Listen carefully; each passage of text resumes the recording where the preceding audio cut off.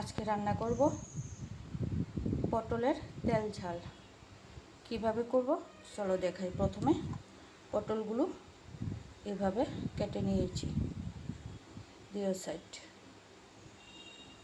সবগুলি পটল এরকমভাবে কেটে নিয়েছি। এখন তার মধ্যে দিয়ে দেব হলুদ গুঁড়ো আর একটু লবণ দিয়ে ভালো করে মেখে নেব। এখানে কড়াই বসিয়ে দিয়েছি, দিয়ে দেব তেল।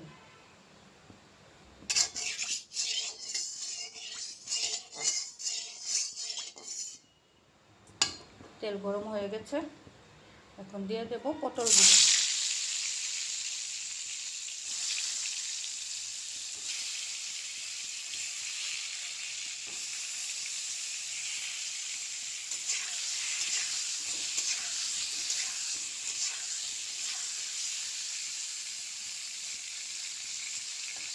জালটা একদম লো ফ্লেমে রেখে এইভাবে আস্তে আস্তে ভাজতে হবে।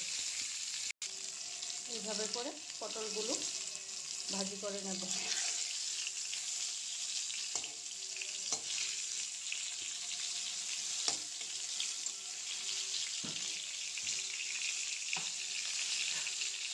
পটল ভাজি হয়ে গেছে, এখন নামিয়ে নেব। এইভাবে করে ভাজি করতে হবে। এই ভাজির তেলটার মধ্যে আরেকটু তেল দিয়ে দেব, দিয়ে দেব গোটা জিরে, আর এখানে আদা আর কাঁচামরিচ পেস্ট করে নিয়েছি সেটা দিয়ে দেব।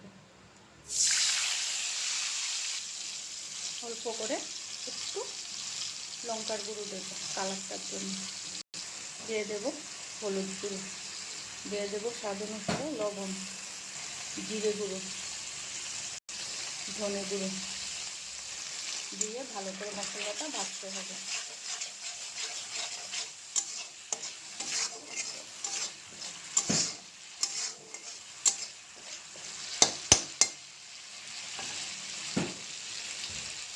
দিয়ে দেব একটু চিনি। মশলা ভাজি হয়ে গেছে, মশলা থেকে তেল ছেড়ে দিয়েছে। এখন দিয়ে দেব জল। জল দিয়ে এখন ভাজা পটলগুলো দিয়ে দেব। জলটা সিদ্ধ হওয়ার সাথে সাথে পটলগুলো ভালোভাবে সিদ্ধ হয়ে যাবে। এখন দিয়ে দেব একটু ঢাকনা। এখন চলো দেখি কতটুকু হলো।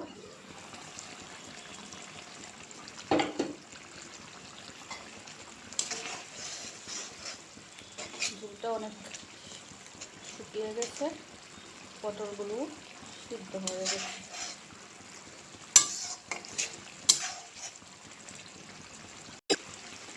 এখন দিয়ে দেব গরম মশলার গুঁড়ো। গরম মশলার গুঁড়ো দিয়ে একটু ভালোভাবে নাড়াচাড়া করে নামিয়ে নেব। কে কে খেয়েছো এইরকম পটলের তেল ঝাল?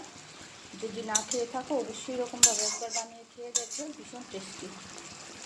পটল দিয়ে আলু দিয়ে তরকারি, পটল দিয়ে মাছ দিয়ে তরকারি সবাই খায়, কিন্তু পটলের তেল ঝাল তরকারিটা খেতে ভীষণ টেস্টি।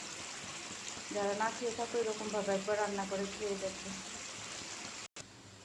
এই যে আমার পটলের তেল ঝাল কীরকম হয়েছে অবশ্যই কমেন্ট করে জানাবে, আর লাইক কমেন্ট শেয়ার করে দেবে যাতে অন্যরাও দেখে বানাতে পারে।